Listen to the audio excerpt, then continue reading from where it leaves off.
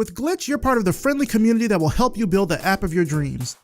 And now you have much more room to build Glitch apps with a better, faster development experience than ever before. Now Glitch has instant installs for Node modules. Any common module is automatically there when your project needs it. For some modules, it can be multiple times faster than it was before, even faster than on your local machine. Even better, these modules no longer count towards the storage limit of your Glitch project. Only your code does. There are also huge improvements to working with files within Glitch. You can copy and paste huge files right into your Glitch project without limits on size or number. Full Stack View Source lets you see all the code that runs your Glitch app, including the server-side code.